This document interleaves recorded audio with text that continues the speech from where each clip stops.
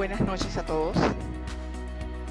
En nombre de Laboratorio Servier, queremos agradecer a la audiencia por su asistencia y expresarles que nuestro mayor deseo es que se encuentren bien en unión de sus familiares.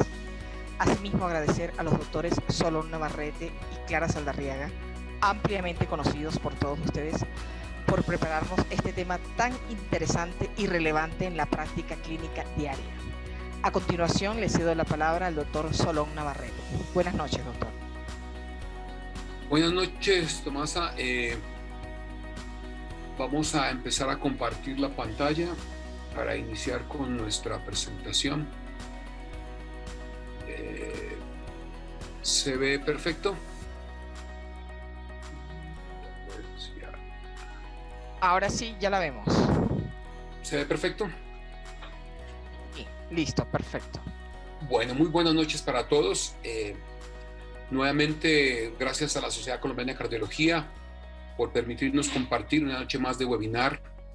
Y es en esta semana tocando otro tópico importante en enfermedad coronaria, como es la angina de pecho.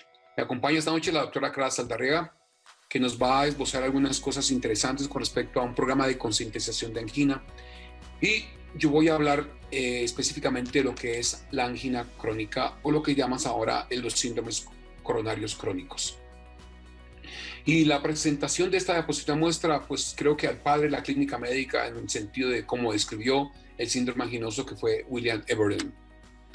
Estos son mis conflictos de intereses. Bueno, creo que todos estamos familiarizados de alguna forma con ver estas imágenes angiográficas. Hay imágenes angiográficas que se relacionan ya con árbol coronario normal o que desarrollan realmente pacientes arteriosclerosis, o pacientes que hacen espasmo coronario o una condición de ectasia coronaria y arteriosclerosis. La idea es que este fenotipo de enfermedad coronaria tiene digamos, un signo cardinal y común, que es la angina de pecho. Ustedes vean que entonces el espectro clínico de la angina es amplio y supeditado fundamentalmente a que hay diversas expresiones fenotípicas que tienen este signo común, que es la angina de pecho. Entonces miren que la angina de pecho puede ser expresada por una condición no cardíaca, angina de pecho de origen no cardíaco, o angina de pecho de origen no isquémico, o angina de pecho de origen isquémico. ¿Qué es la coyuntura de estos tres parámetros desde el punto de vista de una separación desde fisiopatológica y a su vez clínica? En que es un síntoma y que puede expresarse a una connotación clínica que no necesariamente es arteriosclerosis coronaria. ¿Y por qué es esto? Pues miremos que desde el punto de vista anátomo, fisiológico y patológico, fisiopatológico, nosotros tenemos que la presión a nivel del miocardio va a ser mayor la presión que soportan las arterias a nivel subendocárdico que a nivel subepicárdico. Y miren que bajo esa perspectiva yo tengo anatómicamente dividido tres tipos de coronarias. Una coronaria tipo 1 que llega a la parte media del mesocardio, la tipo 2 que llega a la parte del endocardio, músculos papilares, y la tipo 3 que es básicamente la que irriga el epicardio. Es decir que bajo esta perspectiva desde el punto de vista anátomo-funcional, las arterias que más van a sufrir son las tipo 2 porque tienen y soportan mayor presión intramiocárdica. Es decir que anatómicamente yo lo que tengo es una gran cantidad de vasos epicárdicos que tienen un total de resistencia que va disminuyendo la resistencia a medida que se va acercando a la parte de los capilares. Y esto es muy importante porque desde el punto de vista de lo que es la anatomía epicárdica o desde el punto de vista de lo que es la circulación capilar, miren ustedes que la regulación de cada uno de estos segmentos vasculares va a estar supeditada a una respuesta metabólica o miógena, a una respuesta neurohormonal o a un compartimiento fundamentalmente neurohormonal y miógeno como ocurre a nivel capilar. Esto tiene trascendental importancia cuando vamos a enfocar al paciente con angina. Porque miren que cuando vemos el paciente con angina, yo tengo un espectro de alteraciones funcionales, como es la disfunción microvascular, el deterioro de la función endotelial, o una enfermedad arteriosclerótica difusa, o puedo tener simplemente un puente muscular, o sufrir vasoespasmo, o una lesión focal arteriosclerótica. El hecho es que todo esto es lo que nos ha llevado a pensar a nosotros siempre, desde un comienzo, que las obstrucciones coronarias son las causas de la isquemia. Y vemos aquí que no. Entonces, ese paradigma anatómico hemos fracasado en analizarlo, porque mire que cuando se correlacionó la reserva fraccional de flujo y el tipo de lesión, no hay una correlación directa. Si bien existe una correlación, no siempre se presenta. Lo otro que aprendimos es de que evidentemente hay un completo entendimiento del riesgo clínico, porque miren lo que ocurre. En los pacientes masculinos es más común encontrar lo que nosotros conocemos como enfermedad obstructiva coronaria que no obstrucción coronaria, mientras que en las mujeres es más frecuente encontrar enfermedad no obstructiva a obstrucción coronaria. Es decir, que no hay una correlación entre la obstrucción y el cuadro clínico. Y lo otro es que hemos aprendido a que el manejo no da el resultado, porque yo sea que enfoque o un manejo médico o un manejo quirúrgico, aparentemente al final los desenlaces no cambian. Todo esto ha llevado a que entonces todo esto se incluya de lo que son los síndromes coronarios crónicos. Síndromes coronarios crónicos en los que hemos pasado en una evolución histórica de las opciones de tratamiento. Mire que a los comienzos de los años 70, cuando empieza todo el auge de la angiografía, se demostró que evidentemente las lesiones por encima del 50% es las que nos preocupaba y del 70%, y que se documentó a los comienzos de los 80 que era muy útil identificar la isquemia como tal desde el punto de vista funcional. Para los años 90 aparece el concepto de la reserva de flujo coronario, donde empieza a conceptualizarse ese valor de la reserva fraccional de flujo coronario. Y miren que después, a los comienzos del año 2000 y todo lo que va en las 2 décadas que estamos terminando, indican que evidentemente esta aproximación terapéutica en la reserva fraccional de flujo ha mejorado los desenlaces clínicos. Y el seguimiento a largo plazo dice que es positivo. Pero el año pasado nos sale un dato de isquemia en que dice que una aproximación terapéutica, ya sea de optimizar el manejo médico y o iniciar el tratamiento quirúrgico de revascularización o percutáneo, no hay diferencias en los desenlaces clínicos.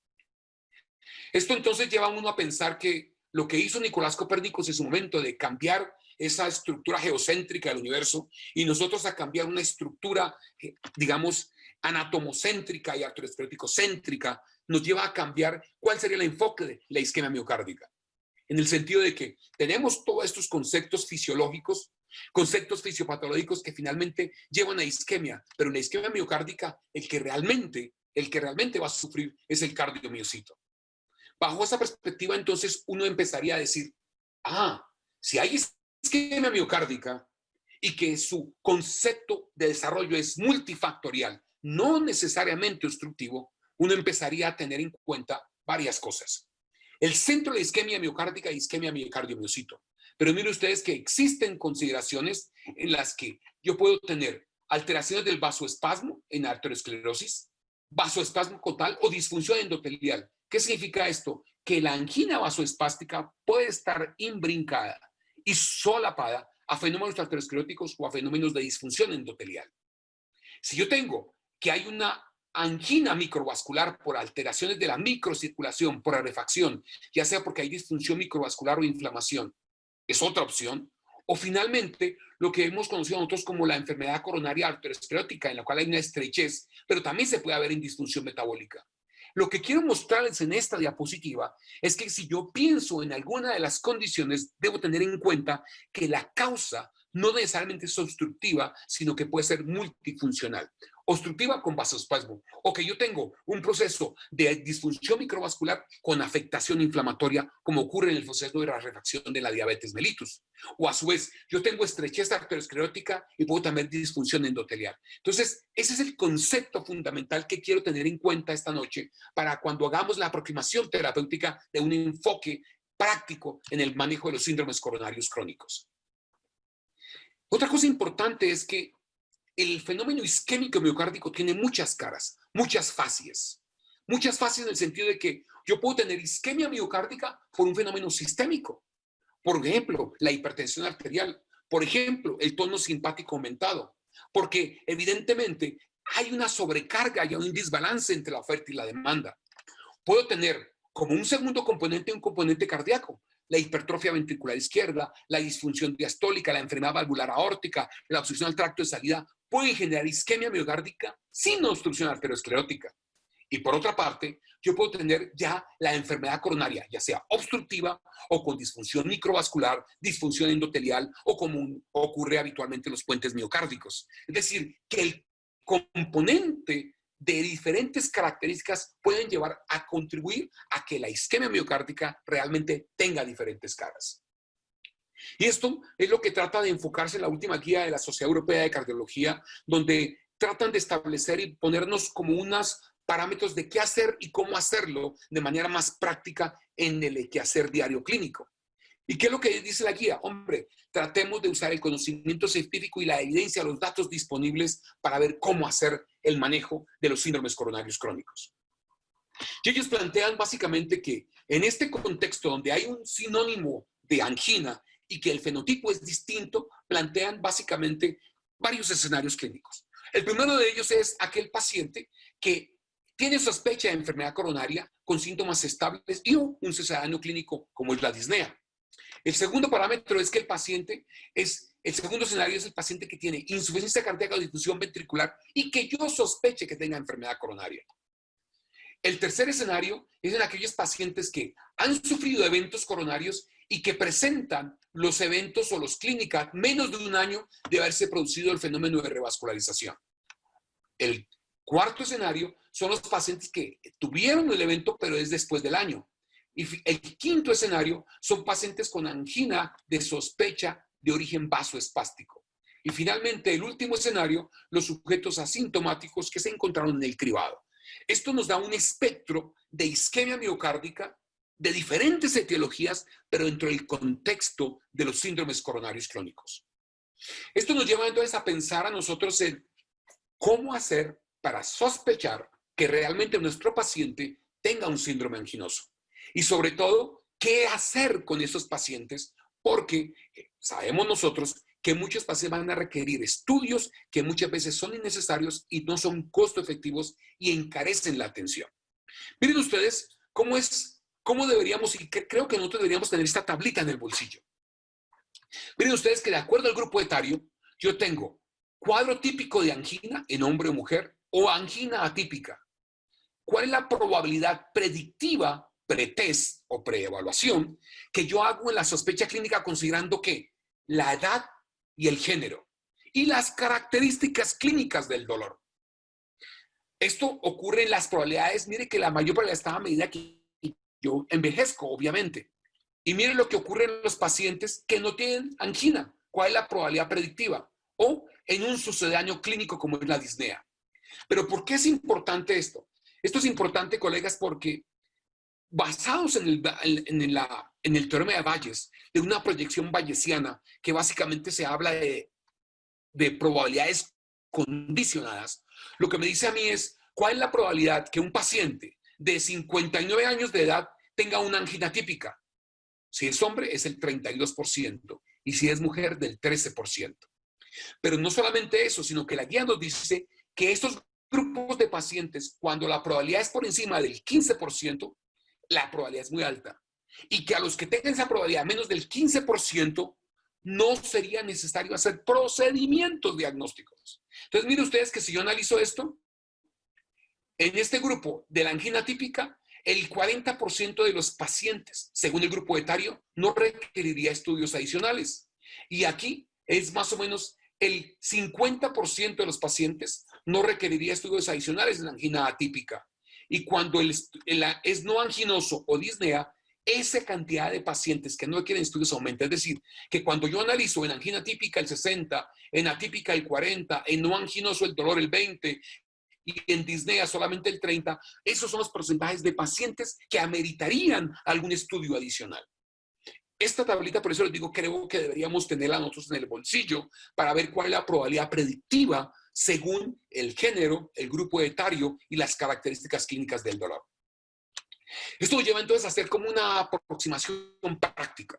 Y miren ustedes que en la aproximación práctica dicen, mire, el paso 1 que tienes que tener en cuenta es, ojo, evaluar síntomas y realizar una investigación clínica. O sea, una buena anamnesis y un buen examen físico. ¿De acuerdo? Y si usted considera que este paciente tiene un cuadro inestable, hágase a las guías de síndrome coronario agudo. El segundo paso es, considere qué comorbilidades y qué calidad de vida tiene este paciente. Porque si esta consideración me va a llevar a mí que yo voy a tener un procedimiento de revascularización fútil, innecesario, hombre, mejor prosigamos con el tratamiento médico. El tercer paso, muy importante. Pedimos los estudios complementarios, un electrocardiograma de reposo, una química sanguínea, la radiografía de tórax cuando sea necesario, un electrocardiograma, un ecocardiograma en reposo para mirar a ver qué es lo que encontramos y ver si el paciente tiene una función ventricular normal. Porque en este contexto, si es menos del 50%, varía a otra guía, iría a otro camino diagnóstico y terapéutico. El cuarto paso es ¿cuál es la probabilidad pretest? O sea, lo que acabamos de ver en la diapositiva anterior. Según el grupo etario, el género y todas estas consideraciones de los 4 pasos previos, me va a permitir a mí decidir cuál es la probabilidad predictiva pretest. Porque si yo analizo esto y tengo otras posibilidades de dolor torácico, hombre, busco otras causas. Miren que este algoritmo de manejo nos permite hacer un raciocinio clínico de lo que es elementos prácticos, de lo que hemos aprendido en el ejercicio clínico de la medicina. Una buena anamnesis, un buen examen físico y tener un criterio objetivo de evaluar los paraclínicos básicos que se tienen. Ya pasamos a un cuarto paso. El cuarto paso está en relación a ¿qué? A ofrecer una prueba diagnóstica, pero no cualquier prueba diagnóstica ni a cualquier paciente. Miren ustedes que aquí viene el contexto de que ¿cuál es la probabilidad que este paciente tenga una enfermedad coronaria sea muy baja o la probabilidad es muy alta? ¿Por qué esto es muy importante? Porque los test diagnósticos sirven sobre todo cuando la probabilidad es indeterminada. Cuando yo tengo test diagnósticos y se lo voy a aplicar a un paciente con una probabilidad predictiva muy baja, probablemente lo que voy a tener es que ese paciente, si tiene un test positivo con una probabilidad baja, probablemente lo que yo esté encontrando es un falso negativo, un falso positivo, perdón. Y si el test se lo hago al individuo que está cantando, tengo angina, y le hago un test y el test da negativo, es muy alta probabilidad de que ese sea un falso negativo. Por tanto, ese ejercicio clínico debemos aplicarlo en todos los quehaceres clínicos que hacemos. Es decir, que en aquellos pacientes que tienen una probabilidad muy baja, pues no es mandatorio realmente hacer ningún procedimiento diagnóstico. Cuando la probabilidad aumenta, yo podría establecer una opción terapéutica, una opción diagnóstica, que probablemente lo más probable y lo más prudente sería tener un test de imagen que evalúe funcionalidad. Y cuando ya la probabilidad es tan alta, un test diagnóstico probablemente, como les decía, me va a mí enfianzar de que lo que tengo enfrente es un falso negativo y el paciente realmente estará enfermo. Bajo esa perspectiva de estos 4 pasos, me va al quinto paso, y es que escoger un tratamiento acorde a los síntomas y al riesgo de nuevos eventos de este paciente. Esto diríamos que sería como un racional clínico y práctico paso a paso de cómo enfrentar la guía en el manejo de los síndromes coronarios crónicos. Es más, mire que esta guía dice, como primera recomendación general, dice que el tratamiento de los pacientes sintomáticos, miren, requiere 1 o más medicamentos para aliviar la angina y la isquemia y habitualmente evitan asociación de medicamentos para evitar eventos. Esto es un nivel de evidencia 1C. Segundo aspecto importante general es que hay que educar a nuestros pacientes y ahí creo que fallamos nosotros en muchos aspectos de educación del paciente, de educarnos a nosotros, educar a nuestros colegas, educar a los colegas que trabajan con nosotros, ya sea en diferentes escenarios de la práctica clínica, hospitalaria o ambulatoria, educarlos en cómo identificar la angina, cómo identificar un sucedáneo clínico anginoso y cómo identificar los factores de riesgo, cómo educar a nuestro paciente. Y finalmente, como tercera medida fundamental, básica, como recomendación general, doctores, debemos evaluar a nuestro paciente. Ya sabemos que tenemos un sistema de salud que a veces es leonino, pero la evaluación de estos síntomas dice que debe hacerse por lo menos cada 4 semanas, con un nivel de evidencia 1C. Entonces, mire que con el advenimiento de esta pandemia hemos aprendido a hacer la teleorientación, estamos incursionando en la telemedicina y esta sería una alternativa muy importante para llevar a nuestros pacientes a ese aspecto que nos va a hablar la doctora Clarita más adelante con respecto a la concientización de la angina. Esto es con respecto a las pautas generales. Cuando hablamos del enfoque terapéutico, miren ustedes qué interesante, que ya se habla de diferentes pasos, paso 1, paso 2, paso 3, pero ¿qué consideran? Una terapia estándar, de acuerdo a la frecuencia cardíaca, de acuerdo a la disfunción ventricular o de acuerdo a la presión arterial del paciente, y hablan de diferentes alternativas farmacológicas paso a paso en la consideración.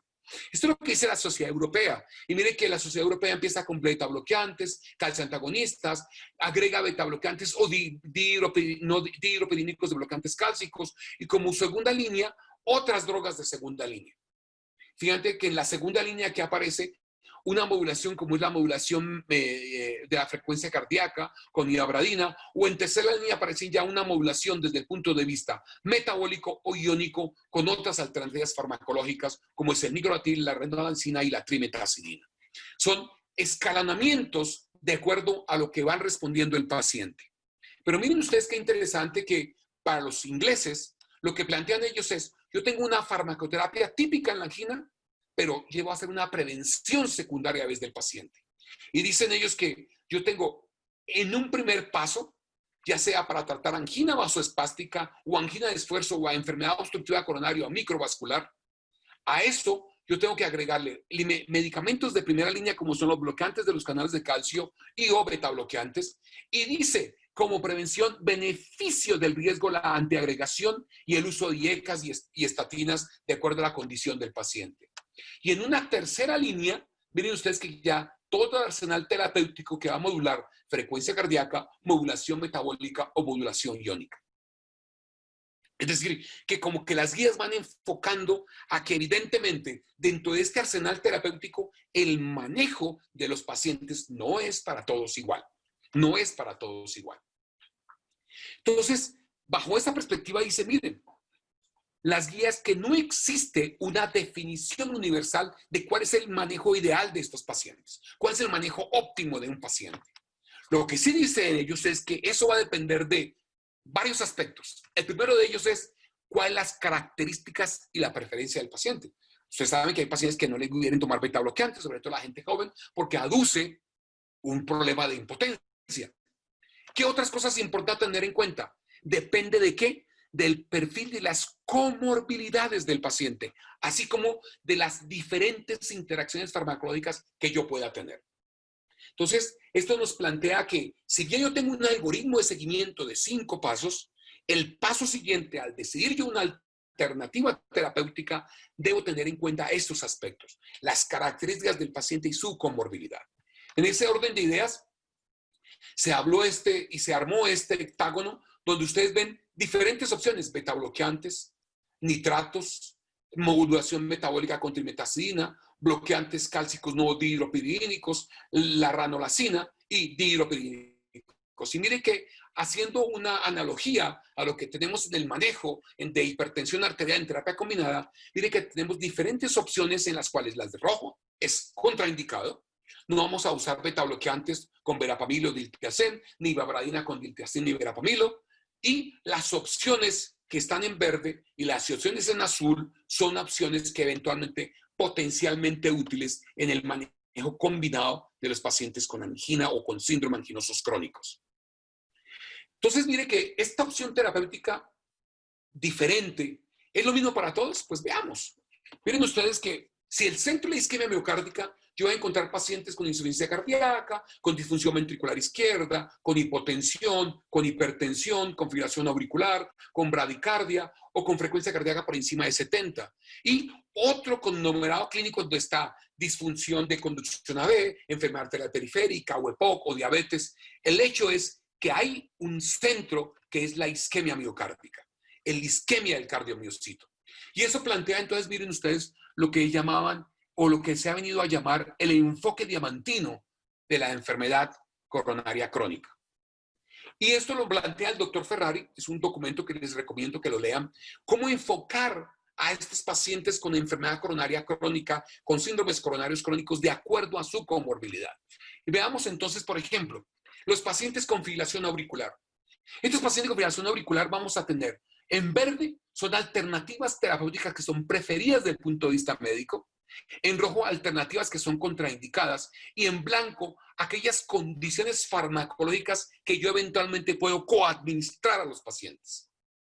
Miren ustedes entonces que en estos pacientes es preferible usar beta bloqueantes o bloqueantes de los canales de calcio como diltiazem o verapamil. ¿Por qué? Porque sabemos que esto va a disminuir la respuesta en OAB de pacientes con fibrilación auricular. Puedo administrar y coadministrar en terapia combinada una modulación ya sea metabólica o iónica con trimetacina y granulacina.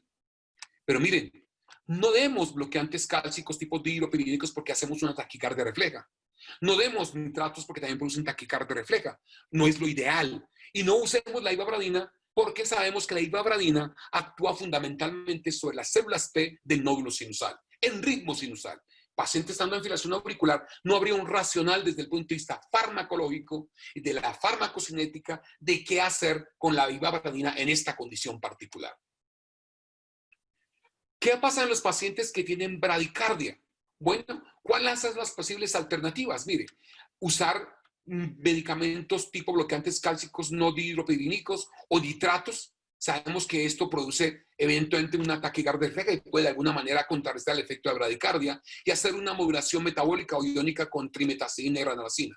Me dice, no dé beta bloqueantes ni bloqueantes cálcicos tipo no dihidropiridínicos, ni tampoco des la ivabradina, porque puedes acentuar la bradicardia y llevar a un paciente a una bradicardia sinusal extrema sintomática. ¿Qué pasa en aquellos pacientes que tienen frecuencia por encima de 70 latidos por minuto? Este grupo de pacientes también tenemos alternativas farmacológicas que son preferidas. Fíjense ustedes que tenemos aquí beta bloqueantes, bloqueantes de los canales del calcio no dihidropiridínicos y la ivabradina como alternativas farmacológicas preferidas. Puedo también asociar, recuerden lo que dice la guía. La guía nos está diciendo que habitualmente estos pacientes no requieren un solo medicamento, sino terapia combinada. Y aquí la modulación con trimetacina y granulacina sería útil. Y esto es muy importante porque yo lo puedo coadministrar. Pero mire, no demos aquí bloqueantes cálcicos dihidropiridínicos, ni nitratos, ni corantil, porque obviamente eso aumenta la frecuencia cardíaca. Esto es importante porque la frecuencia cardíaca es uno de los determinantes de la isquemia miocárdica y de esta carga metabólica. Porque miremos, fíjense ustedes como a medida que aumenta la frecuencia cardíaca, aumenta el consumo de oxígeno. Y eso está muy relacionado con la duración de la diástole. Es decir, que a mayor frecuencia cardíaca, la duración de la diástole va disminuyendo. Y esto tiene una trascendental importancia desde el punto de vista de la fisiopatología a nivel de la enfermedad coronaria o la obstrucción coronaria. Miren ustedes que si yo tengo obstrucción coronaria, el flujo se ve disminuido, pero el flujo colateral va a permitir que esa zona que tiene una hipoperfusión pueda tener una perfusión adecuada en la diástole a través de los colaterales. ¿Cuál es la importancia de esto? Que en la medida en que yo pueda mejorar el porcentaje del flujo miocárdico en diástole, porque yo aumento la fracción, digamos, la porción contráctil, y eso está relacionado con la disminución de la isquemia y con la actividad de cuánto voy yo a regular la frecuencia cardíaca con los diferentes medicamentos, y en este caso se muestra aquí la ivabradina. Y eso tiene importancia porque en la medida en que yo pueda localizar solamente una disfunción o una hipoperfusión localizada y no llevar a una hipoperfusión global, y esto generalmente lleva a disfunción ventricular. Y esta es la causa entonces por las cuales debemos tener en cuenta la modulación de la frecuencia cardíaca en la mayoría de los pacientes con enfermedad coronaria crónica, así como en los pacientes con insuficiencia cardíaca. Pacientes con insuficiencia cardíaca y enfermedad coronaria o síndrome coronario crónico, mire, preferidos, beta bloqueantes e ivabradina. Coadministrar, utilizar alternativas de modulación iónica o metabólica y no dar bloqueantes cálcicos tipo no dihidropiridínicos como el verapamilo y el diltiazem. Y tampoco, obviamente, nicorantil. Muy bien. En pacientes con disfunción del ventrículo izquierdo, muchas veces nos llevamos sorpresas cuando vemos pacientes que estamos viendo día a día y que cuando uno los ve dice, uy, tiene una fracción de eyección del 45, 30% y este paciente es totalmente asintomático. Bueno, estos pacientes es preferido el beta bloqueante, se puede administrar una modulación de la frecuencia cardíaca, una modulación iónica o una modulación metabólica con trimetacina y no dar bloqueantes cálcicos tipo no dihidropiridínicos. Importantísimo. ¿Qué pasa en los pacientes con hipotensión? Porque los vemos. Ese grupo de pacientes, esta población, se va a beneficiar fundamentalmente de una modulación desde el punto de vista de la frecuencia cardíaca, una modulación metabólica y tratar de no dar medicamentos que van a disminuir la resistencia vascular periférica y van a producir hipotensión mucho más marcada. Entonces, mire que en este grupo de pacientes, que no es despreciable el número, podemos tener alternativas no hemodinámicas, sino modulación metabólica, modulación iónica y modulación de la frecuencia cardíaca. En pacientes con hipertensión, pues mire, aquí tenemos opciones de preferido, como son los betabloqueantes, dihidropiridínicos, nitratos, nicorantil, y la combinación de coadministración de modulación metabólica.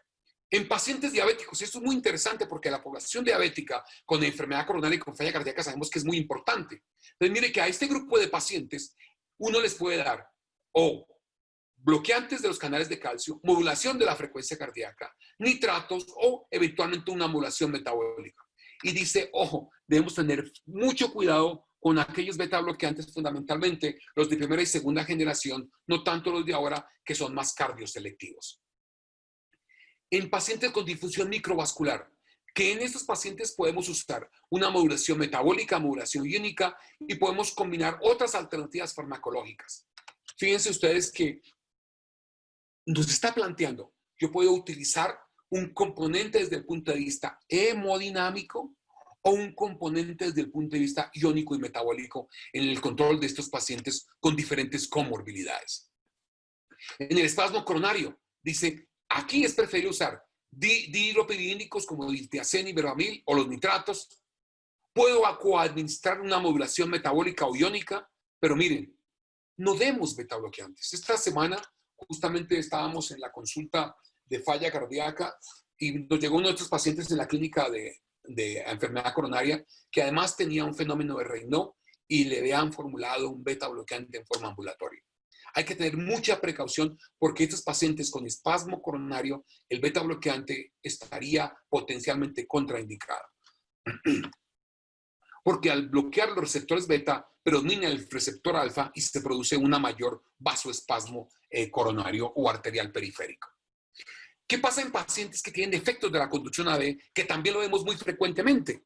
Pacientes en los que nosotros estamos medicando y que encontramos que tienen trastornos de la conducción. Este grupo de pacientes es preferible usar una modulación desde el punto de vista iónico y metabólico y no usar medicamentos que tengan efectos cronotrópicos, vasmotrópicos negativos, como son los beta bloqueantes o los bloqueantes cálcicos tipos no dihidropiridínicos. En pacientes con enfermedad arterial periférica, aquí pasa lo mismo. Miren, usamos alteraciones o alternativas desde el punto de vista de modificar la alteración metabólica o iónica que pueda tener este paciente. Y ojo, tener mucho cuidado aquí también con los nitratos, porque sabemos que esos pueden hacer un robo de flujo y generar una mayor isquemia.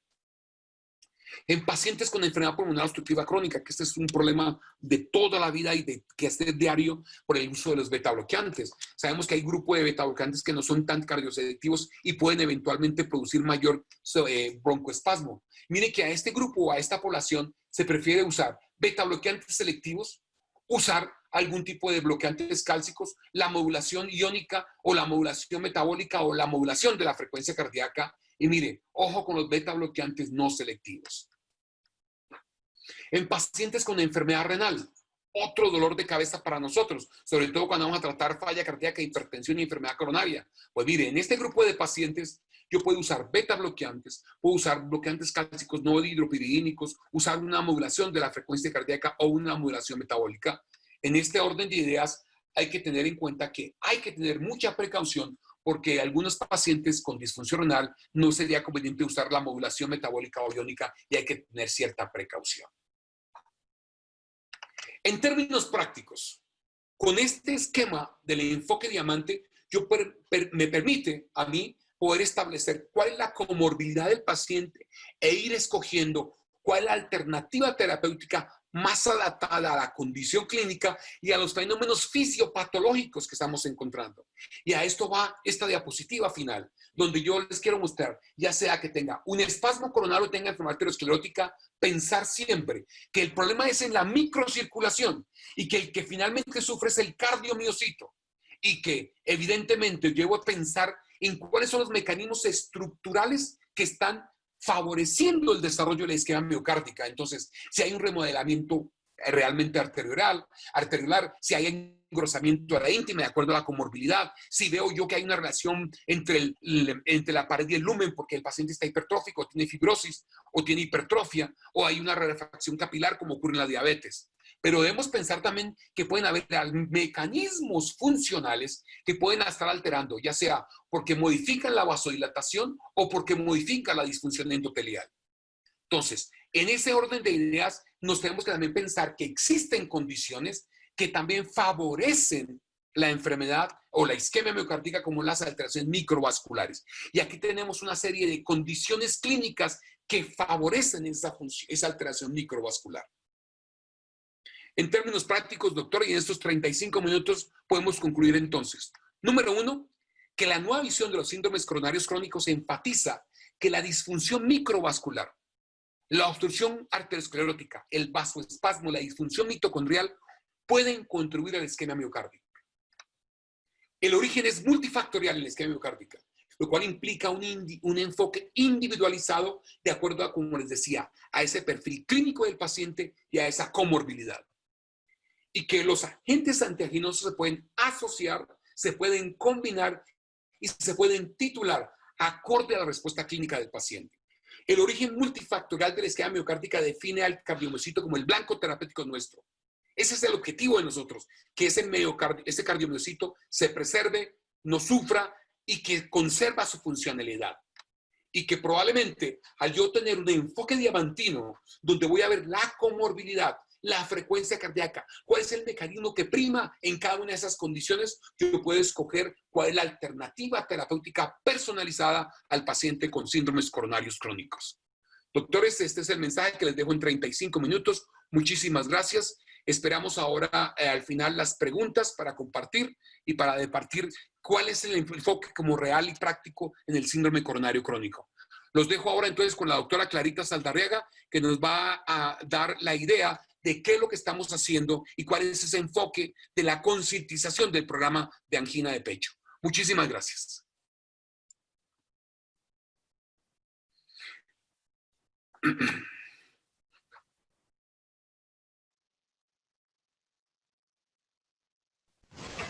Muy buenas noches para todos. Es un placer acompañarlos en este webinar de la Sociedad Colombiana de Cardiología, donde vamos a tratar un tema de todos los días, y es el manejo de la angina.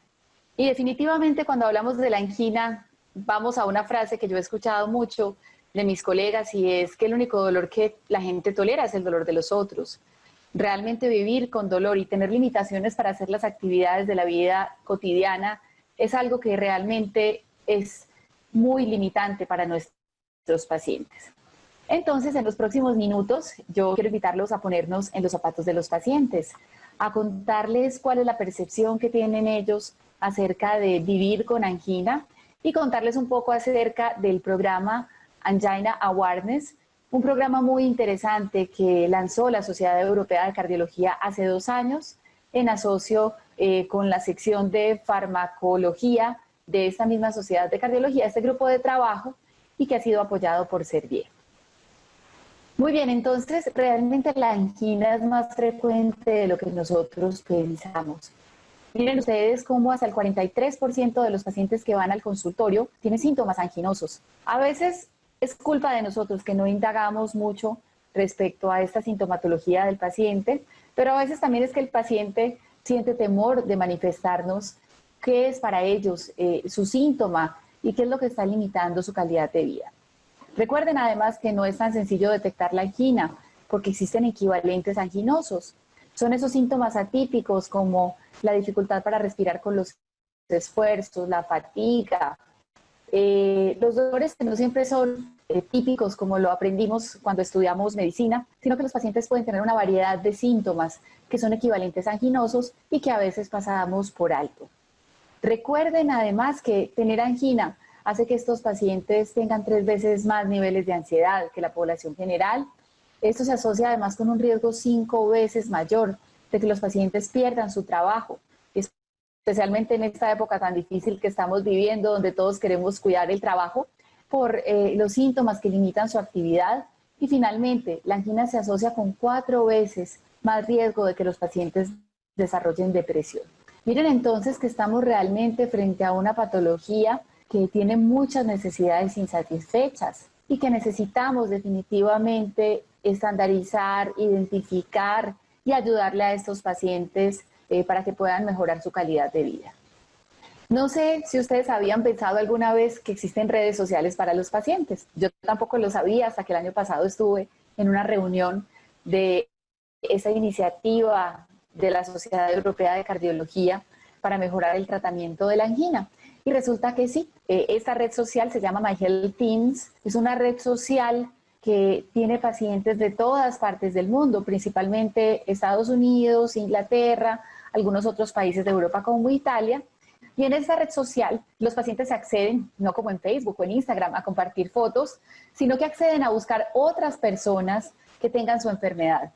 Básicamente porque quieren compartir con ellos sus vivencias, porque quieren la opinión de un par que les cuente cómo es vivir con la enfermedad. Increíble, ¿cierto? Los médicos pensamos que a veces somos muy claros en la información que le damos a los pacientes. Pensamos que transmitimos de una manera efectiva la información. Y sin embargo, miren que los pacientes están buscando a veces otras fuentes, buscando la experiencia de otras personas. Esta red social tiene muchas patologías crónicas, cerca de 30. Una de ellas es vivir con enfermedad cardiovascular. Y la principal patología por la que los pacientes ingresan a esta red social y a este ítem es para buscar experiencias y compartir con otros pacientes que sienten lo mismo, que también tienen síntomas de angina. Por esa razón, porque la angina es un síntoma que con frecuencia pasa desapercibido, porque los pacientes realmente se sienten perdidos en medio de nosotros los médicos y de lo que es vivir con sus síntomas, apareció esta iniciativa que ya les había mencionado.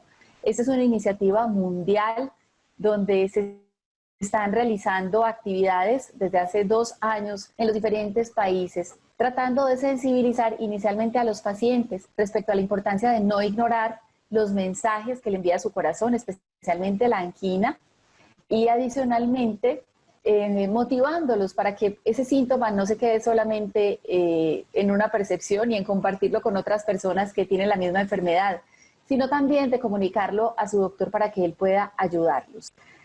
Es increíble, los pacientes a veces tienen dolor torácico y no reconocen la angina. Yo recuerdo un paciente que atendimos hace una semana, el señor llevaba 3 días en su casa con molestias precordiales, él realmente no sabía esto qué tan grave era, si era o no angina, y no fue hasta que su hijo médico habló con él y le recomendó que fuera a la emergencia que accedió al cuidado médico. Y ese señor tenía un infarto sin elevación del ST, tenía una troponina que estaba débil y se le encontró una enfermedad multivaso. Entonces miren que este puede ser el caso de muchas personas que están ignorando esos mensajes que les envía su corazón. Entonces esta iniciativa busca que los pacientes identifiquen los síntomas de angina, le cuenten a su doctor acerca de esto y no ignorar que afortunadamente hoy tenemos muchísimas soluciones para controlar los síntomas de los pacientes y el objetivo de esta iniciativa es tener la angina bajo control. Quiero contarles, por ejemplo, que el año pasado se hizo una campaña gigante en India, una campaña súper original, explicándole a todas las personas lo que ellos llaman tener un gas en el pecho, que es la manifestación de la angina, explicándoles la importancia de por qué este síntoma no debía interpretarse inicialmente como un síntoma gastrointestinal, sino pensar que este puede ser un llamado de atención y alertar acerca de la presencia de angina. También les cuento que en Brasil el Cristo Redentor se vistió con la camiseta del programa de la iniciativa de la angina. Estuvo vestido con esta camiseta durante varios días, iluminado, llamando la atención de la población en general de Río de Janeiro acerca de la importancia de reconocer los mensajes del corazón. Mire, muchas veces nos quejamos de que los pacientes nos llegan tarde a los servicios de urgencias cuando tienen un síndrome coronario. Y realmente, en parte, nos ha faltado mucho educar a la población. Identificar estos síntomas es clave y esa es la filosofía de esta campaña. Entonces, estas son las percepciones de los pacientes. Los pacientes piensan que la angina para ellos es mucho más que un dolor y les gustaría mucho que nosotros como médicos habláramos un poco más con ellos y les explicáramos en sus palabras de qué se trata su enfermedad, qué tan grave es la situación. La segunda queja que tienen los pacientes y que se ha identificado por todas las encuestas que se han hecho a pacientes en el mundo dentro de esta iniciativa es que los pacientes no saben cuándo tienen que ir al servicio de urgencias. Explicarles, darles instrucciones sencillas de cuándo ese dolor es un dolor que debe alarmarlos, es una de las razones por las cuales tenemos que ser más enfáticos en la consulta con ellos. 3. Los pacientes han identificado unos desencadenantes que son claves. El estrés, muy común en esta época difícil que estamos viviendo. El clima incluso. Miren que son cosas que a veces pasamos por alto y que desencadenan los síntomas de los pacientes. También hay una sensación generalizada de desesperanza porque muchos de ellos son pacientes crónicos que se han revascularizado múltiples veces con stents y que a pesar de esto siguen presentando angina. Y la percepción general de los pacientes es que los nitratos no les ayudan mucho para el control de los síntomas y tienen efectos adversos importantes. Finalmente, los pacientes se quejan de que nosotros no les explicamos a profundidad cómo deben ejercitarse, cómo deben alimentarse bien. Es un punto importante que debemos mejorar a la hora de educarlos. Y finalmente, esto es algo que para mí fue una sorpresa total, los pacientes ven al cardiólogo como una persona que está en un nivel mucho más arriba que ellos. Es quizá uno de los especialistas que ellos ven más, digamos, lo ven como en un escalón superior y temen preguntarle cosas. Lo ven un poquito lejano. Entonces, por eso es importante que nosotros seamos un poquito más enfáticos en indagar acerca de la importancia de este síntoma y darles toda la confianza para que surjan las preguntas que nosotros podemos resolverles y de esta manera ayudarlos a tener una mejor calidad de vida. Quiero contarles además que esta iniciativa de angina tiene herramientas que nosotros podemos compartir con el paciente para que él pueda vigilar si hay un cambio en ese patrón de presentación de sus síntomas. Esa es una aplicación que se llama Angina Control, está en español también. Ustedes la pueden encontrar en el App Store o en Google Play. El paciente puede tenerlo, como pueden ver está en muchos idiomas porque esta es una iniciativa mundial. El paciente puede tenerlo en su celular y lo va a ayudar a identificar si hay cambios importantes en la aparición de sus síntomas. También hay un material gráfico que es como una regla donde el paciente puede medir hasta qué punto está presentando síntomas anginosos, si es la misma magnitud e intensidad de los síntomas que siempre ha tenido o si hay un cambio especial en la presentación del dolor. No me queda más que motivarlos para que ustedes también se unan a esta iniciativa. Todas las actividades que podamos hacer con la comunidad para sensibilizarlos respecto a la importancia de este síntoma. Yo creo que después de ver todo esto que yo les acabo de mostrar, la próxima vez que tengan un paciente al frente que esté refiriendo dolor en el pecho, creo que vamos a verlo con una óptica diferente. Vamos a entender que es una persona que tiene muchas preguntas, muchas dudas y que necesita educarse para que podamos obtener un mejor tratamiento y un mejor control de sus síntomas. Muchas gracias.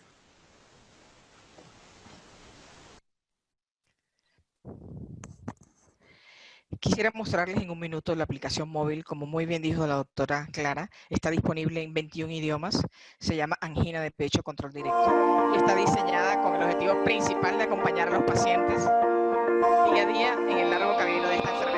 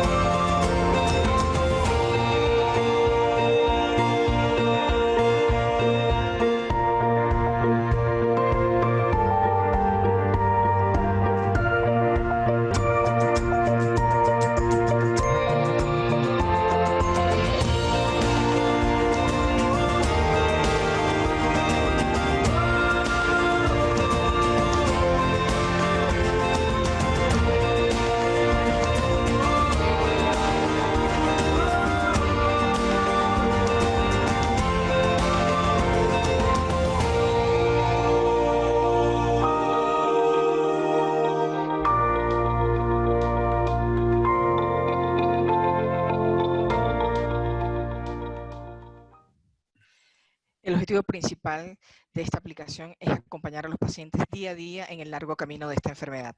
Le cedo la palabra al doctor Solón para la sesión de preguntas y respuestas. Gracias, Tomasa. No puedo habilitar mi video. ¿Será que no me quieren ver? Pero ahí está la doctora Clarita. Ella sí Y la a la pueden- doctora Clara, por supuesto. Jorgito, no puedo habilitar mi video. ¿Me puedes colaborar con esto, por favor? Bueno, si quieres, Solón, mientras organizamos lo de tu video, yo voy a empezar a leer las preguntas. Alguien nos está preguntando, ahora sí te vemos, perfecto. Ahora sí, ya estoy. Alguien nos ¿Qué tal? pregunta acerca de la opinión en relación a la indicación de neuroestimuladores para el manejo de la angina refractaria en pacientes no revascularizables. Muy bien. Esa es una excelente pregunta. Son alternativas terapéuticas que realmente lo que han demostrado hasta ahora es mejorar la calidad de vida del paciente. Ujú. La respuesta ha sido buena y lo que hemos aprendido, lo que hemos leído es que realmente es muy halagüeño. No conozco aquí algún centro en Colombia que lo esté haciendo, pero eso es una alternativa, ¿no? Una alternativa. Nosotros, por ejemplo, en Medellín lo referimos al programa de cuidados paliativos, dolor y cuidados paliativos. Ellos hacen un staff y miran si el paciente es un buen candidato, pero es importante contestarle a la persona que nos hace la pregunta que todos los estudios que miran la evidencia de la neuroestimulación para el control de la angina han probado es que los pacientes pueden caminar un poquito más de metros sin tener dolor, Más. pero realmente no es una solución completa al problema. Correcto. Muy bien. Bueno, Hay solo... una pregunta aquí, Clarita, de un gran amigo nuestro, Rafael Sí. Martín Suárez. Sí. Rafael Martínez es hemodinamista y nos hace Sí. una pregunta que dice: quisiera saber su opinión sobre el papel de la angioplastia en oclusiones totales crónicas en pacientes con angina crónica estable o en pacientes asintomáticos. Bueno, Martín trabaja conmigo en el Hospital de la Policía. O sea que la pregunta es para ti. Sí, eso. No, él no deja de hacer las preguntas capciosas. Bueno, Martín, ese es un tema de discusión que siempre lo hemos tenido nosotros en mente. Digamos que la oclusión crónica, siempre que esto esté asociado a disfunción ventricular que afecte la calidad del paciente, hay que intentar buscar una alternativa de revascularización. Inclusive, en algún momento yo he planteado una revascularización farmacológica. Es un término inventado por Solón Navarrete, ¿no? No es, es el sentido de cómo yo puedo modular la frecuencia cardíaca, cómo puedo yo modular la parte iónica y darle al paciente una nueva perfusión desde el punto de vista farmacológico. Si a pesar de todo eso no hay, pues ya los fontaneros, que son nuestros amigos de trabajo de todos los días, definan alternativas. Yo creo que los pacientes se beneficiarían siempre y cuando se consideren esos aspectos. Que yo documente isquemia objetiva, que yo pueda tener una alternativa farmacológica de tratamiento óptimo y que tenga disfunción ventricular. Y en esas condiciones creo que sería factible y bueno intentarlo. Perfecto. Tenemos una pregunta sobre la angina vasoespástica. Esa la voy a contestar yo. ¿Cómo pensar en que un paciente puede tener una angina vasoespástica? Recuerden que la descripción de estos pacientes son hombres, jóvenes, fumadores. El dolor generalmente aparece en las primeras horas de la mañana. Yo recuerdo un caso que tuvimos, un paciente que le habían hecho ya 2 cateterismos porque llegaba con dolor, el ST elevado, y cuando llegaba a la sala de hemodinámica, nada. Las coronarias estaban sin lesiones significativas. Y en una de esas oportunidades, revisando todos los electros, vimos que el paciente siempre que hacía dolor elevaba el ST. Entonces se hizo una prueba para demostrar que realmente lo que el paciente tenía era una angina vasoespástica. Esas son como las características que vemos en esos pacientes. Alguien nos está preguntando, Solón, que si los antiagregantes plaquetarios tienen un papel en el manejo de la angina crónica. ¿Tú qué opinas de eso? Esa es una muy buena pregunta y le voy a contestar. Yo no sé si voy a poder compartir mi diapositiva. A ver, y le voy a contestar a este colega con esta presentación, con esta diapositiva. A ver si se puede compartir aquí. A ver si la puedo ver.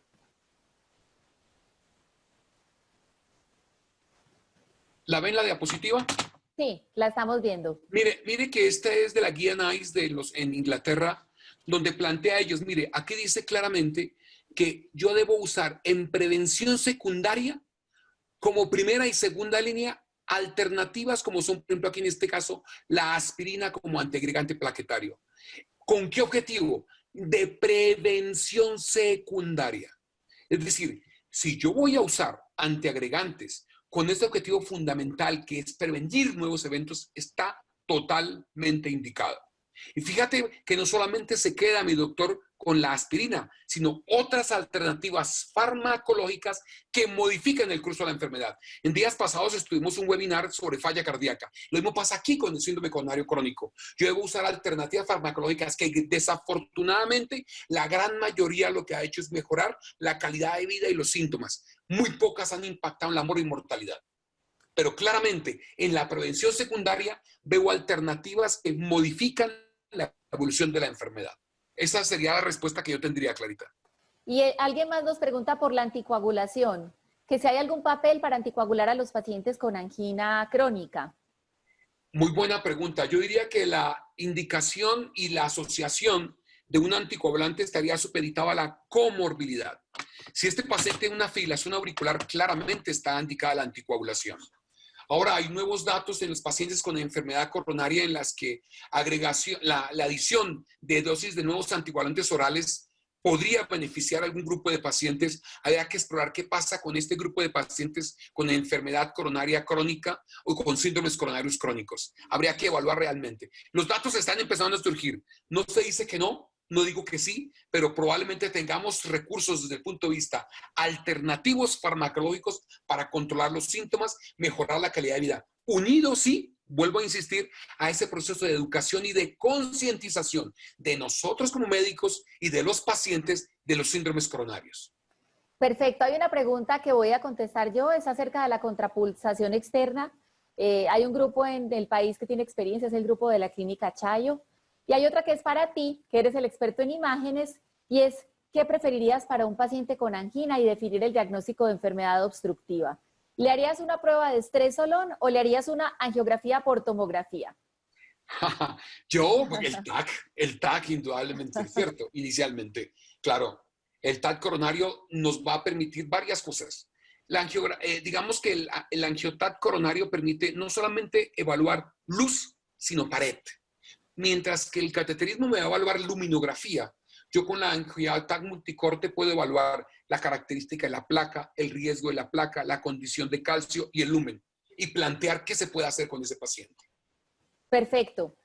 Y alguien nos pregunta qué haríamos para manejarle la angina a un paciente, darle nitratos o darle trimetazidina. ¿Tú qué preferirías? Yo voy a dar mi punto de vista y después quiero escuchar el tuyo.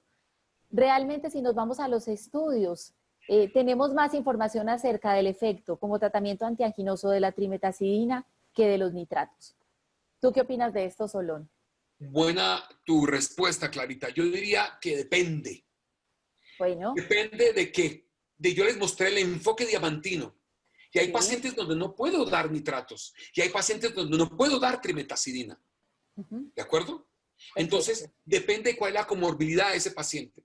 Esto... Digamos que, a ver si, permítanme un segundito, a ver si puedo encontrar aquí la diapositiva donde yo les puedo mostrar y resumir básicamente qué es lo que yo debería hacer en esta condición específica.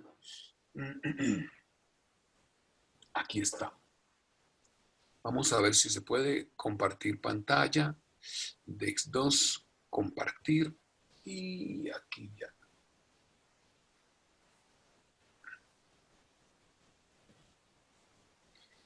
¿Se ve, cierto? Sí, perfecto. Además, tú haces unas diapositivas divinas. Muchas gracias, Clarita. Mire, ¿qué quiero comentarles yo? Mire que aquí en esto pasa como en el manejo de la falla de la hipertensión. Probablemente tengamos alternativas de primera línea en un grupo de pacientes.